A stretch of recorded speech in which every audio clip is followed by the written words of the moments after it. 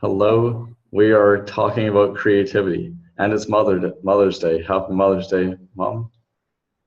Thank you. Oh, so It's you created? Mother's Day because I'm talking with you in Mexico. Oh yeah, that's why we're on Zoom. Um, and you created life. That's how you became a mother, and now we're both here. And I used to be part of you. Yes, I remember. I think Alexi Panos in an interview, she said there's a feminine energy aspect to creating. She said like allowing or acceptance is one, and then two is receiving the seed of something, and then three is creating life with it, creating something from it. So it's a in that allowing step, that's like when you get into alignment.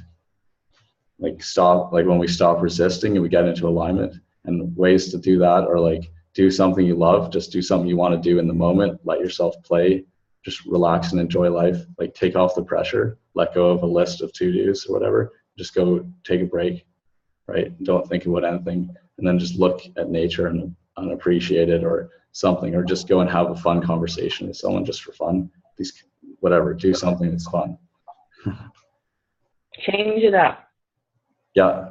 Well, yeah. Let's change it up from the regular routine. I take a break from the everyday grind, and like you go and have a little vacation, go to the beach or something. You can even do it in your imagination. Exactly. One of my friends recommended that. He kept posting on Facebook about that, and he's a visionary. He changed legislation in Canada on something, and he was posting about that. Like, take a little virtual vacation in your mind, like during the workday, and that would help people because they'd imagine it, they'd get that break, and then they'd feel more peaceful. So we're talking about creativity. You had some interesting things to say. You were talking about your experience with art, right? Remember, like you said, you go to art classes and they teach you techniques, but then what do you believe about creating and creativity? I believe that we're all creative beings. That life is a creative force, and that we really are in an improvisation 24/7. Whether we're waking or sleeping, we're always improvising. Whether that's a dream or whether that's in what we're doing in our daily life, we're constantly creating. And if we recognize that, then we're tapping into our creative well, or that creative aspect of ourselves, our imagination. And that's how we can be inspired in our daily life. Yeah, Is through our imagination and through our making new connections. yeah. Like in your mind, connecting concepts in new ways, making more connections. It helps us remember and learn more things.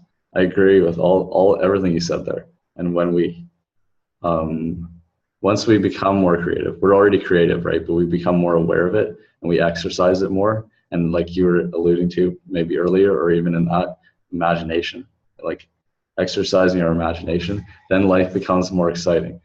As one of my friends said yesterday, I shared some resources with him. We were chatting a bit back and forth, and we actually gave some gifts, helped each other. Um, and he said life is exciting again.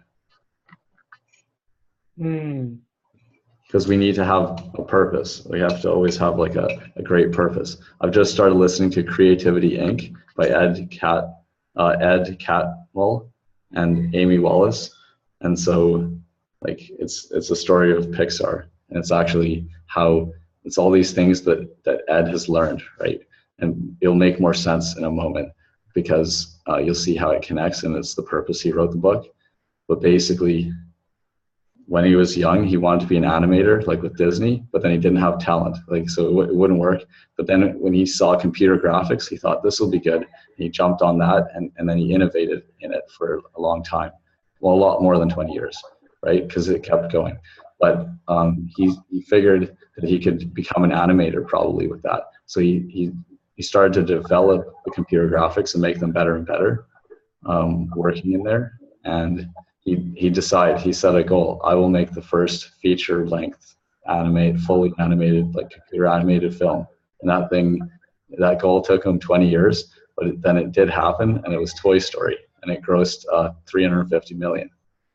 So then see, once he made the goal, I think within about a week after that, then he's like, is this all there is? Because now he had now lacked purpose, a guiding definite purpose for his life, because that's what that was, and which had driven him to work so hard for 20 years. But since he now reached it, he'll need a new purpose, something bigger. We have to dream bigger again and set a new goal. And it took him a year to come up with that.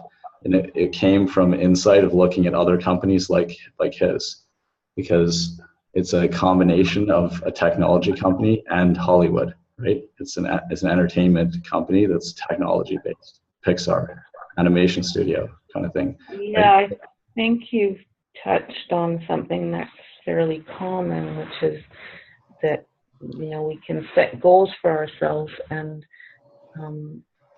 when we actually achieve them, there can be a sense of a letdown in a certain way, even though we feel good about achieving the goal, because now there's a space.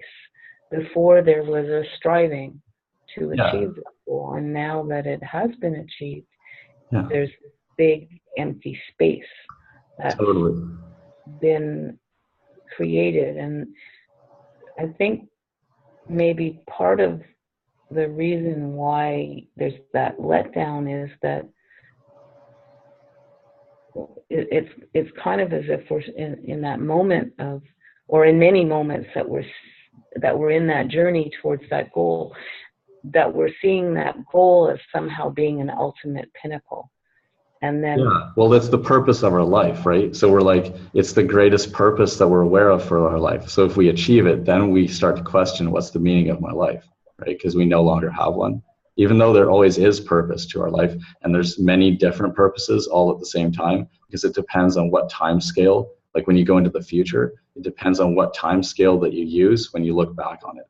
So like, for example, the blue-green algae, there's many, like a large number of those little organisms, but over 3 billion years, they created the atmosphere, which now supports all the life as we know it here, right? So then they had a great purpose, even though the individuals may not have known what that purpose was. Yeah, so we have to have purpose. Well, basically Napoleon Hill discovered it by interviewing people that were very successful financially. And so he came up with all the principles, and so the first step was that you have to have a definite major purpose. You have to choose a definite purpose, and that's like a goal. And so it took him a year to continue that story. He had looked around at other technology companies like in Silicon Valley. So the problem with them was he saw the pattern, and they would do this pattern, and that was great. But then part of the pattern was also they would then make a silly mistake and crash and burn. So he's like, how do we avoid that, right? And then that became his driving force, because it happened to a lot of others. But he's like, how can I save my company? How can Pixar survive, thrive, and grow sustainably, kind of thing? And so then he can avoid those pitfalls. And then now he's passing it on. So in this book, he's teaching, like, these are the unseen forces that can stop us from succeeding creatively and also just succeeding in business. We have to actually become aware of them and solve these problems and get rid of them. So that's really good. And so you can see why he made the book. So then it is what I've been talking about yesterday as a second level to creating, which is positioning it for corporations. So then it's how do we become valuable to them? Well, basically solve problems in a new creative way with bringing in another perspective. And so that's what his book is about. So I'm like, good, that's confirmation. I'm on the right track with that.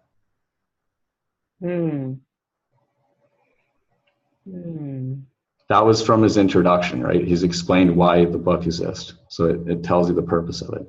So he's telling a story, and then that's why he wrote a book.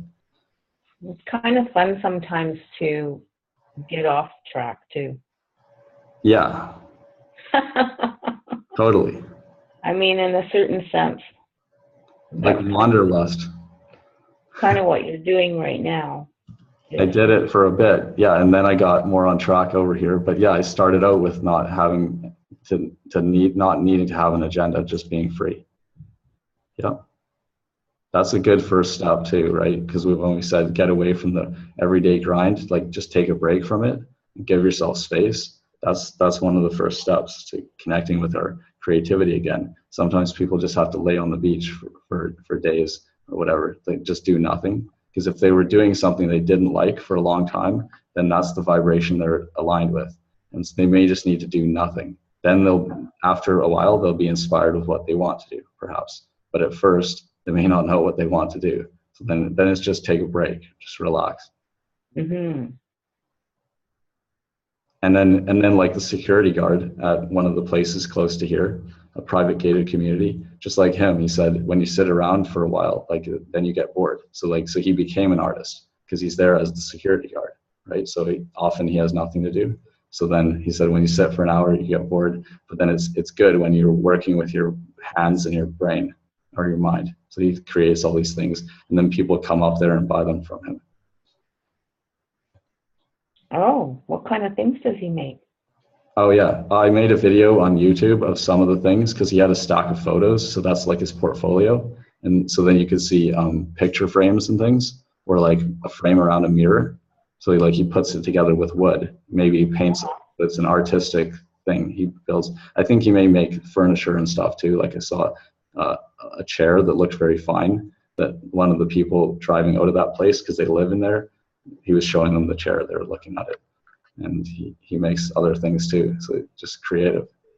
He was eating a tomato one time, and it had lots of seeds. It was really juicy, and then he went like this and threw the seeds into one of the flower beds behind the gate inside there, and then it grew into 10 little plants, and then he transplanted them out and made a row of them. And I've made videos of these plants, and they grew quite a bit. So they were 2 feet high in the first month or something like that.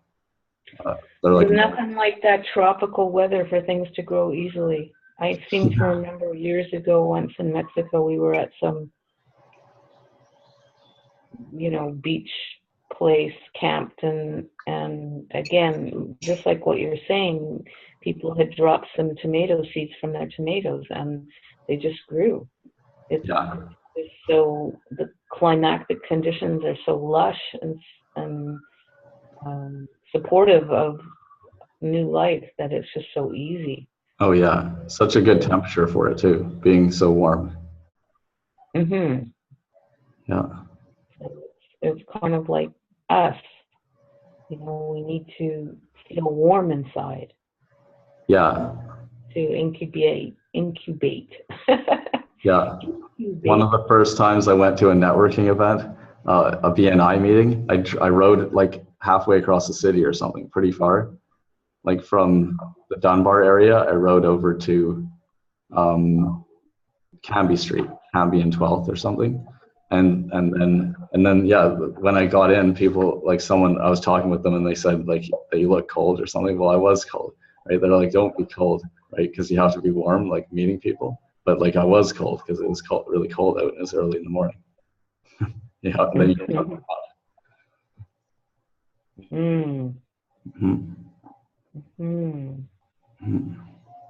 But there's the cold of physically feeling cold, and then me looking like I'm cold, and there's also like having a cold heart or like a warm heart and an open heart. So then I had to learn to open it. And then because if you're open to connecting with people and accept them, get rid of any judgment and preconceptions, then you can really connect with people and be successful with it. So, but I had to learn that, right? And that was one of the times I started to learn it.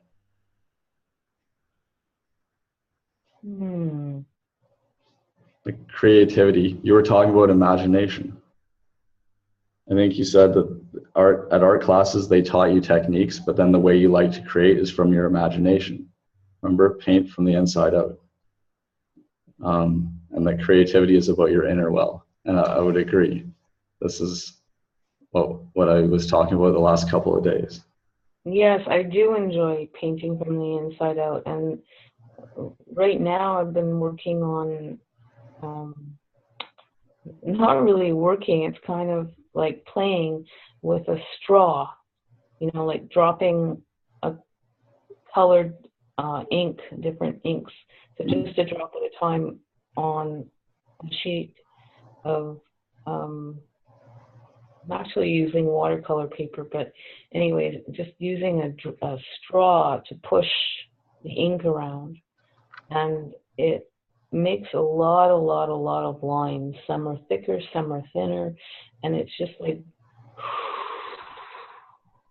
blowing around the paper and watching these lines as they form themselves. And I kind of feel like it's a metaphor for letting go of control and seeing what happens. And that's kind of what I see when I say painting from the inside out, is if you allow yourself to paint without a plan, without a goal, so to speak, of what it's going to look like. Excuse me. And you just you just allow yourself to paint. My voice is dry, but I don't have any water. Here on my glasses. My well is empty. The water well, yeah.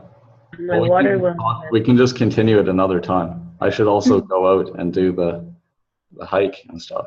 It's almost 7 here now. All right. Well, I'll just finish it.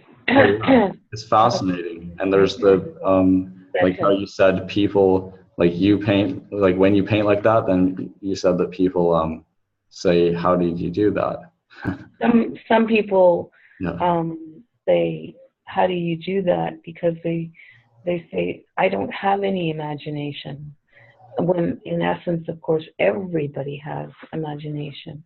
Yeah. So it's a question of allowing yourself to paint from a place where you don't necessarily know what's going to happen. It's not going to look a certain way, and it can metamorphose very easily if you paint in that way. So you may start out with an idea, but it may go in a completely different direction, just like when you're blowing with the straw. It just keeps flowing in all kinds of different directions. Yeah. And so I kind of see that as like an experimental ground. Like if you on paper can do whatever you want. Yeah. It's a place of freedom in your life, Yeah. Right, like doodling, right? People on the phone or sometimes just doodling, like, and it doesn't matter what they're drawing with a pen, and then you're getting more creative as you do it. Yes, and they've actually done research into doodling and how helpful doodling actually is. It helps you listen. Okay, so I was going to say it unblocks, right? If you're stuck, it'll be unblocking that. Go ahead though, because I didn't know what you were going to say. Yeah.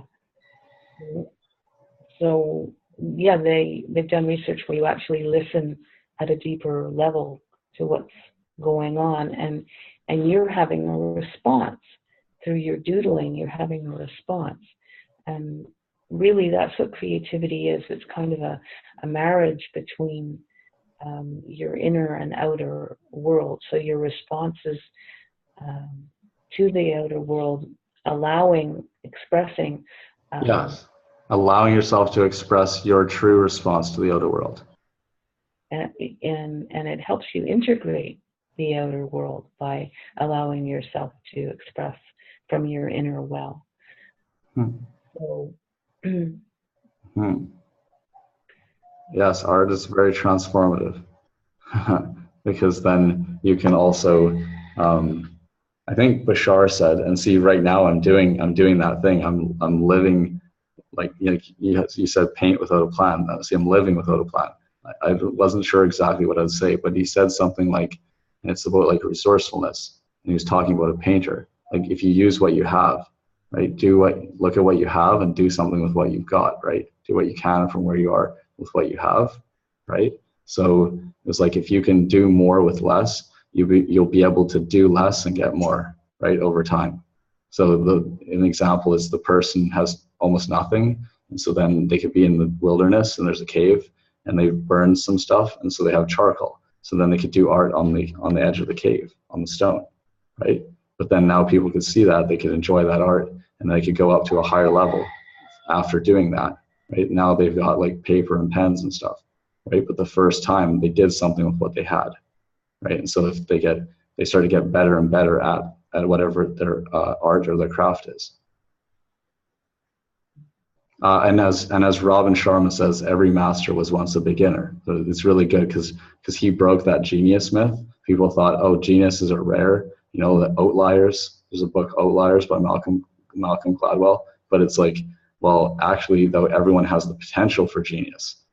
Genius is mostly like through that effort over a long period of time. It's what we do every day, right? It's the daily habits. So whatever we want to become, we do it every day, we'll be great at it. It takes time to become great.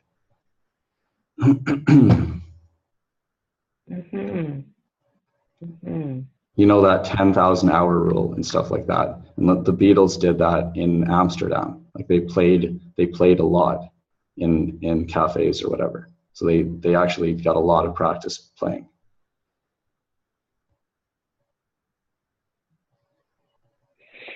Yes. Oh, Well, and now also people don't have to be a starving artist. So Jeff Goins writing a book. It's coming out soon, June 6th, and it's like don't starve or something. Don't Real artists don't starve. See, because there was starving artists, so this is to change that thing. So it's about thriving in the new creative economy. It's really awesome. it seems as if there's many, many, many opportunities nowadays. Yeah. People are more open to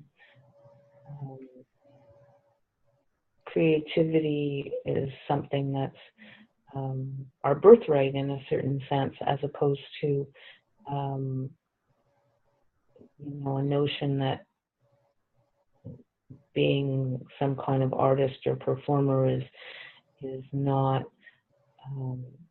acceptable in mainstream society. I think that kind of idea has slowly dissipated. Mm-hmm. Well, we definitely celebrate those people. The ones who have made it, they're celebrated by so many people. The ones who haven't made it big, they're growing along the way, right? So they have a smaller audience, but they are celebrated by their fans, right? The diehard fans, or the real raving fans, the dedicated ones, the devoted following. But yeah, we celebrate them, like Jay-Z and so many people. You can look at like anyone who has millions of likes or followers on social media, then likes on a Facebook page or any kind of like followers on social media. All those people are artists, right? They believed in themselves and they kept doing it. Like Will Smith. Mm-hmm. Yeah, I'm kind of wanting to say something a little bit different, which is about how there used to be more of a notion that if you were part of the artistic realm, that somehow that was not a stable thing to be. And I think nowadays that notion has slowly dissipated. I think there's still people who, for example, let's take parents. Some parents would not encourage their children to pursue the arts because of the the lack of stability, let's say, in the There'd be a perceived risk. It's like this is there's a perceived risk, and like this is do something that's more of a sure thing, even if you're not following your heart then, and even if it's boring or something. So then and so that's the crux of that's the crux of it is around if somebody's very, very passionate about something, if you as a parent, if you don't encourage that, then you're blocking that person from trying to follow their passion. Or even to express themselves. They might, the child may still want to express themselves anyway because they have such a firm belief in themselves. But often what happens in those kinds of situations, I would think, is that it becomes very stifled. That creativity becomes very stifled because it's not supported, it's not encouraged. Oh yeah, that's very important. Generally speaking, I'd say that more parents see that it's very important to encourage their children to go in the direction where the child wants to go, where the child feels passionate about, not where the parent thinks the child should go, not the direction that the parent thinks the child should go. Yeah, I agree. Following the lead of what the child is wanting to do, and may or may not be successful, so to speak, in terms of the outside world, in terms of making lots of money in their field. But it's not just about money. Money is, of course, important. We have to pay our bills and so on. But there's nourishment for the soul. Yeah. That comes through. This is my entire thing, right? Live in alignment with your soul. Live the life that you were designed for. Like, do what comes naturally to you. Do what you love. Make a great living at it. It's very important that people realize they can do that. Yes, we should encourage the children, absolutely. And like you said, do what they want. Encourage them to do what they already want to do. What are they curious about? What are they interested in? What are they excited about? Or if they're concerned about something, let them go in these directions, because they'll learn, they'll self-educate them, or encourage them and support them in that, right? But they'll learn about things and they'll create things, because we were created to create. Anyone can create. Yes, we are creative beings, and that is in our DNA, because life is a creative act. It's always creating. I mean, if we look at a seed, teeny weeny seed, like we were talking earlier about those tomato seeds, in the right conditions, they will evolve into what they're meant to evolve into. Yeah. That is their destiny. And it's the same with us. Absolutely. Oh, how would you say that people could connect with their inner well? Because you said that's what it is about. Because my book, Anyone Can Create, is for all people around the earth who think that they can't create. So it's for those who want to become more creative, but they just don't think they can create, because that's why it's called Anyone Can Create. So how do you think that people can connect with that inner well, as you've been talking about? Well, for me, I like to see things in a way that's not about techniques or pointers or ways of doing. It's more around being, starting with your being. Yeah, okay, great. Let's take you, for example. How do you connect with your inner well? Okay, do yoga. Usually in a minute or two, I'll get some inspired ideas. So I'm obviously connecting with some deep peace within. You can close your eyes and then and then kind of go like intend. I will like go to like, you know, in other words, go to your place of perfect peace. See, inner peace is the most valuable state of being in the cosmos. So why not start there? Like someone said, if you, it may be Abraham Hicks or it might be someone paraphrasing. It says, why would you plan or try to figure out what you're going to do with the energy that creates worlds if you're not yet in alignment with it? So when we're out of alignment, the only thing to do is to get into alignment. And then so alignment is like, it's like getting rid of resistance, like Abraham Hicks says. It's that you let go of resistance and allow. So like Abraham, like Carolyn Miss says, you basically just accept the moment as it is. My friend Eric Saxuk, and a teacher at BCIT, he said, if you can allow this moment to pass in peace, then you'll be free forever. So we accept the present moment. Like we look around it and what we have right now and accept it, and we can be grateful for it. So we just like, we pause and reflect, look at it, look at what you already have, and be happy right where you are. That's that first moment of getting into alignment from being out of alignment. Like if we're complaining, then we can stop doing that, and then we can start to be grateful for our life. Or even grateful for our existence, just the fact that we exist in the first place. Just reflecting, pausing and reflecting, and becoming present, and then gratitude comes too. And gratitude is really, or appreciation, it's a very high vibration. So that's getting you into alignment. And alignment means that you're thinking or seeing the world in the same way that your higher self is thinking or seeing the world. Because if you're thinking differently than your higher self, or you're like seeing things in a way that your higher self isn't, then what you'll do is feel bad.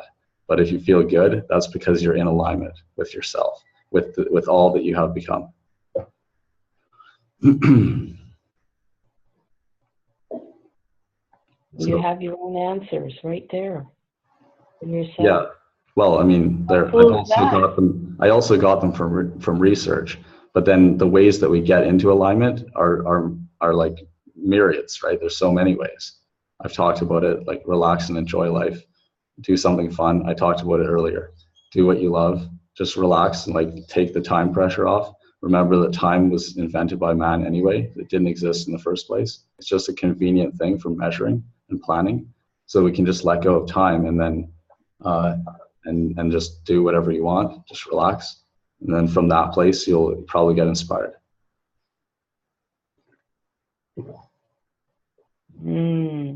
That's why vacations are so important. We have to mix in work and play, and work and rest.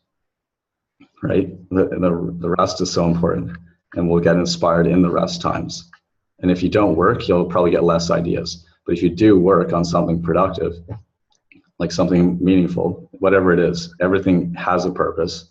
If it doesn't look like it has purpose, then reflect on why you're doing it, and why does your job exist? Like every job has purpose. So then we remember that, and we'll feel more on purpose when we're doing it. We can try to be the best at whatever it is. Like be the best that we can be at that time, in that moment, that day, right? Well, like you say, I think you wanted to get out there. What's your weather I will. like over there? What? What's your weather looking like over there? Well, I don't have my glasses on. It's basically, it was cloudy the last couple of days, and so I didn't film the sunrise because there wouldn't be much that you'd get to see. I can see some clouds up there, but there may be gaps in them because I can't see much from like this window right now from here. Okay. So building across the street. All right. Once I get out though, I'll go up to the mountain and I'll see what I can see. The more you can see, the more you can do. I forgot what the rest of that saying was, but I came up with it when I went up a mountain behind my dad's place in Princeton, near Princeton. That was a lot of fun. Climbed up this mountain, and then I could see like down the valley both ways, a long distance. So there was something about that. Oh yeah, like something like birdify. That's me. Birdify with a bird's eye view. The more you can see, the more you can do.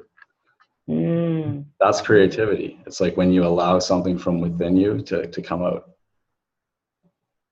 All right. Well, Like you said. creating. What? Oh. Happy creating. Thank you. You too. Have a great time today. How many days a week are you at? Oh, sorry.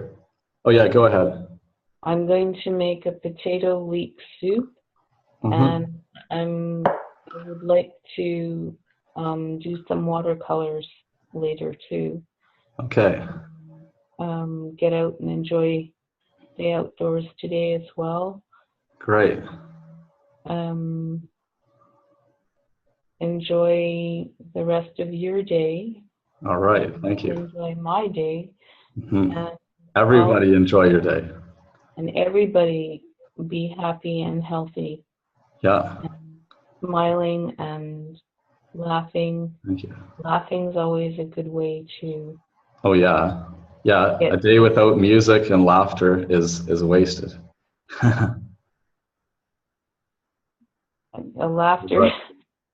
Laughter helps plug us into our happy place, our endorphin place. Yeah, you're right. I should do that more.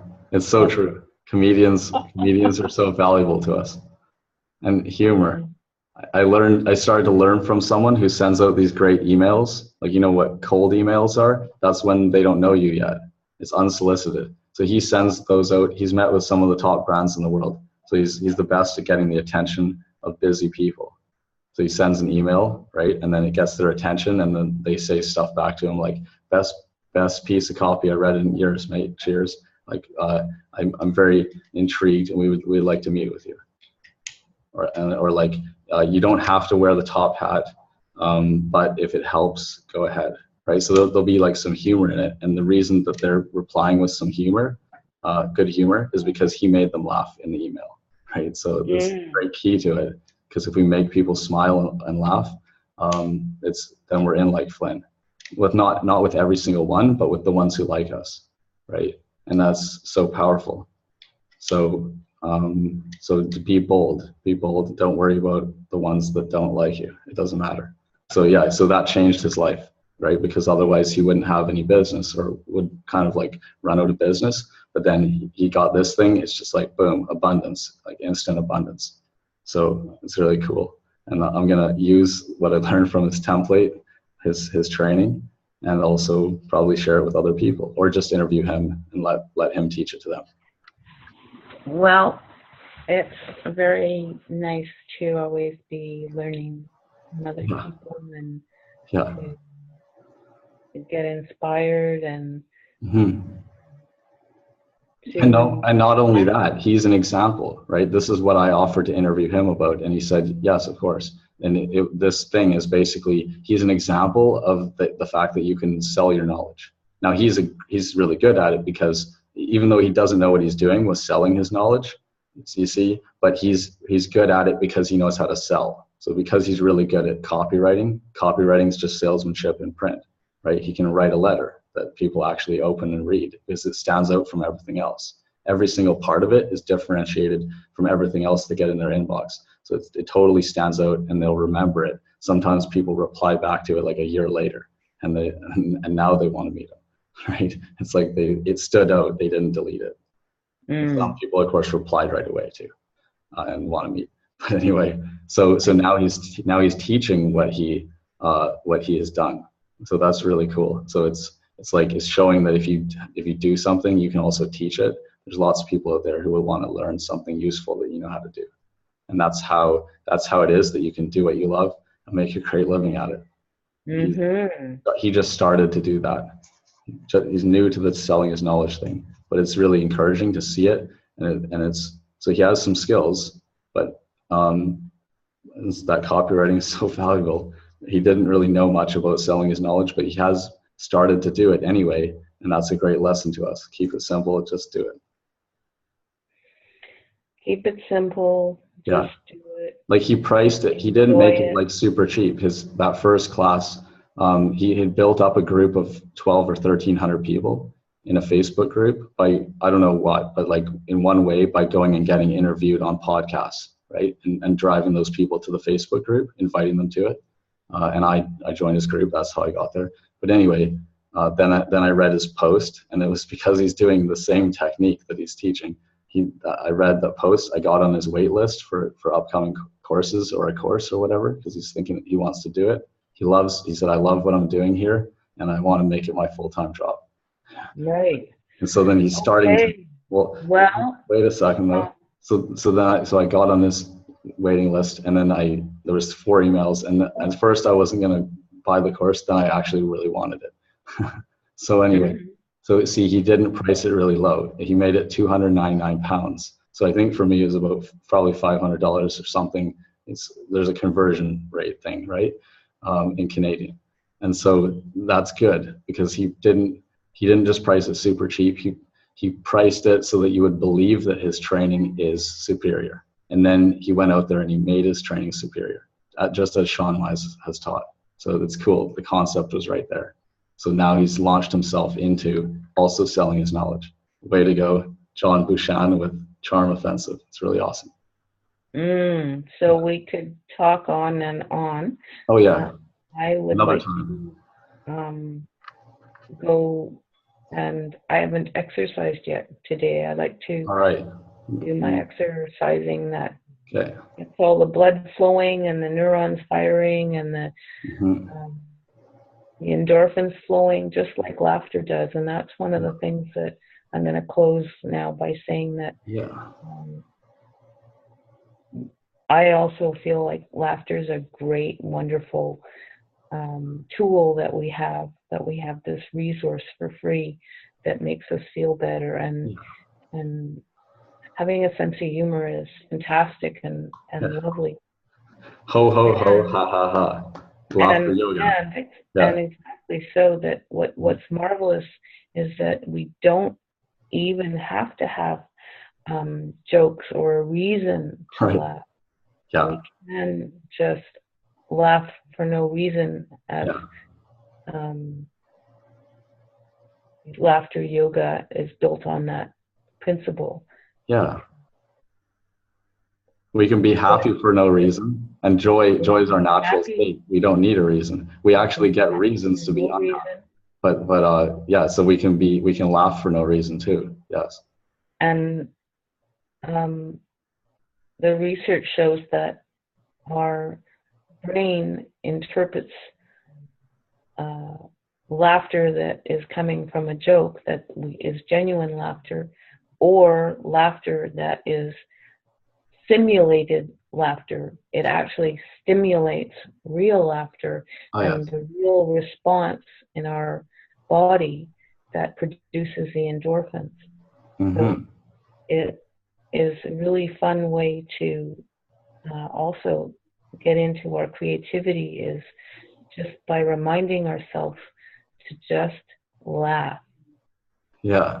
Ha ha ha. You can start with ha ha ha. You can just pretend to laugh when you start, yeah. and by making eye contact, nobody's there.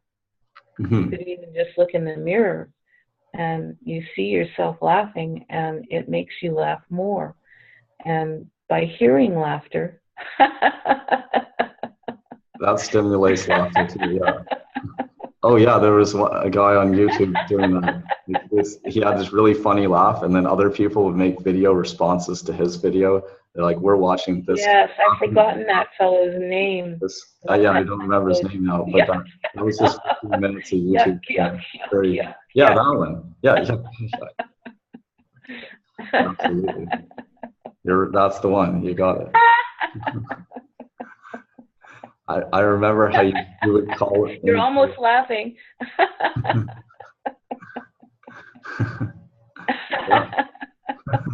Well, you're really good at it. You practice for that. I think, I got it in The Monk Who Sold His Ferrari by Robin Sharma too. It said these monks would spend 1 minute looking in the mirror and laughing at themselves. They'd look in the mirror and they'd laugh for a minute every morning. It gets your happiness muscles going. Yes, it's good workout to exercise your laughter muscles. Well, let's just Do laugh.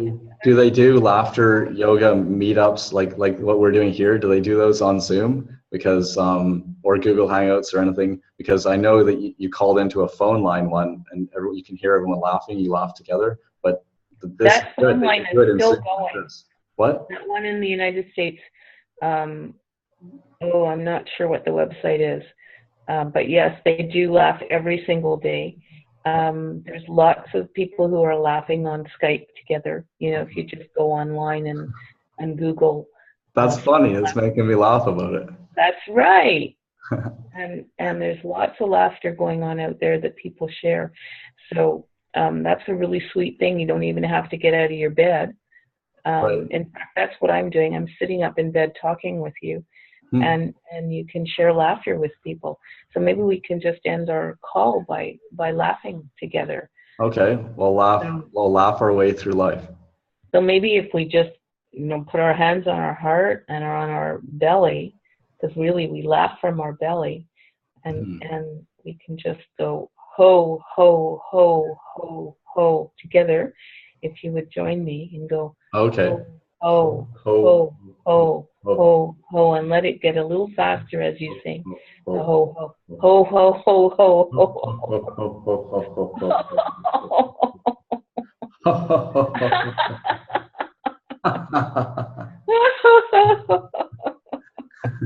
It's like your art thing. the stimulus and response thing, going back and forth. That's absolutely right. Responding to the stimulus.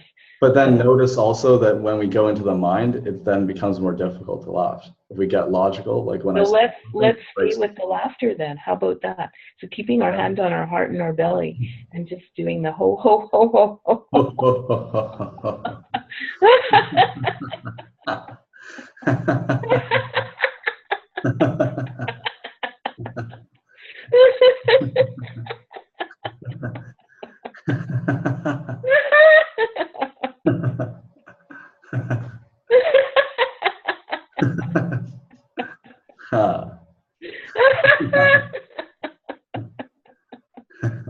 Remember when I said, what did I say when I started to introduce laughter yoga the first time that I led one of those classes? Ho ho ho ha ha ha, or like I just messed up the thing, and then everybody and I was a comedian, so I did it wrong, right? But then there's no wrong, but basically you're supposed to not use humor, and they can laugh for no reason. But we were just introducing the concept, and yeah, then they laughed because I messed up the rhythm of the ha ha ha thing when I introduced it to them, when I demonstrated it. So then they started laughing because they knew how it was supposed to go, because they come at the anyway. So then we started laughing quicker. So maybe I'm a master at laughter yoga. We're all absolutely all masters of laughter, and laughter can join all people who speak different languages, because the language of laughter is universal. On that laughter note, I'm going to sign off. Yeah, thank you. Wish you a marvelous, happy, healthy, fantastic day. Yeah, and happy Mother's Day to you, Mom. Yay to all the moms out there. Yeah, happy Mother's Day to all the mothers in the world as well. Yay. And laugh at yourself today. Give yourself the gift. All the mothers, give yourself the gift of laughing at yourself today. It's a high spiritual practice. Haha. Laugh at yourself. Laughing with yourself, laughing with others. Yeah, either way. You don't have to make fun of yourself, but you can. All right. So to all the mothers and all the children and all the men, because men play a big part in baby making, and to all and sundry out there, ho ho ha ha ha. Ho ho ho ha ha ha. Have a wonderful day. I love you. Take care. I love you too, Mom. Talk soon, I hope. Yay. All right. Yeah. Bye-bye. Bye. Bye-bye. Bye-bye. Bye-bye.